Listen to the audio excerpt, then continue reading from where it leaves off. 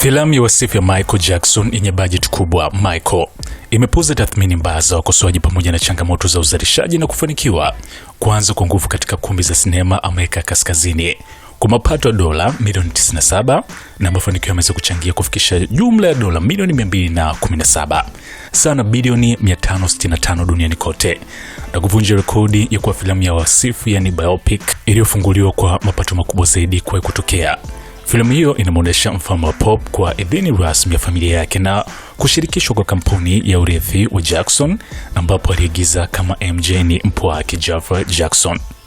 Kimataifa, filamu hiyo imeingiza dola milioni 120.4 huku Marekani ikiingiza dola milioni 97 na hivyo kupita mafanikio ya filamu ya Oppenheimer iliyofungua kwa dola milioni 180.4 kwa mwaka 2023 pamoja na Bohemian Rhapsody iliyofungua kwa dola milioni 124 kwa mwaka 2018.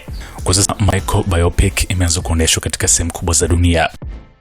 Ndani ya Amerika Kaskazini pekee mapato ya dola milioni 97 yameweka rekodi mpya, yakizipita filamu nyingine za wasifu kama Oppenheimer iliyoingiza dola milioni 82, Straight Outta Compton iliyoingiza dola milioni 60.2 na Bohemian Rhapsody iliyoingiza dola milioni 51.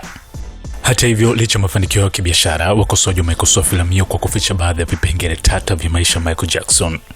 Kwenye tovuti ya Rotten Tomatoes, filamu hiyo imepata alama ya 38% kutoka kwa wakosoaji, lakini watazamaji wameipa 97%, ikiashiria tofauti kubwa ya maoni.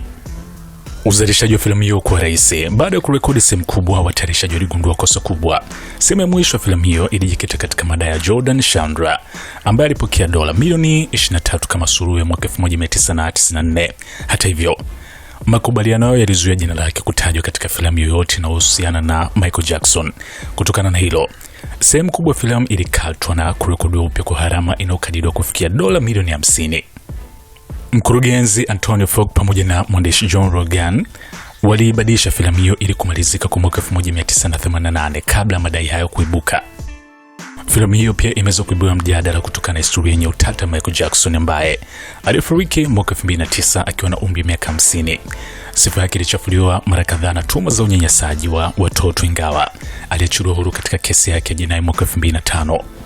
Baadhi ya wanafamilia kuunga mkono mradi huo, dada yake Janet Jackson ya kushiriki, huku binti yake Paris Jackson akiita filamu hiyo hadithi ya kufikirika. Licha changamoto hizo, Michael biopic imekuwa na mafanikio makubwa sana kibiashara. Halama ya utengenezaji ilikaribia dola milioni 200, huku kampuni ya Lionsgate ikiuza haki za usambazaji wa kimataifa kwa Universal Pictures ili kupunguza gharama. Sehemu ya pili ya filamu hiyo tayari ipo katika mpango na kuna uwezekano wa kutengenezwa hata sehemu ya 3. Mkurugenzi Anthony Fauci ameonyesha nia kuendelea kuiongoza, akisema hatapenda kuona mtu mwingine akichukua nafasi hiyo. Kwa upande mwingine, filamu ya Bohemian Rhapsody bado inashikilia rekodi ya kuwa filamu ya wasifu wa muziki iliyoingiza fedha nyingi zaidi duniani kwa dola milioni 910 mpaka sasa, huku Oppenheimer ikiwa kinara kwa filamu zote za wasifu kwa dola milioni 975.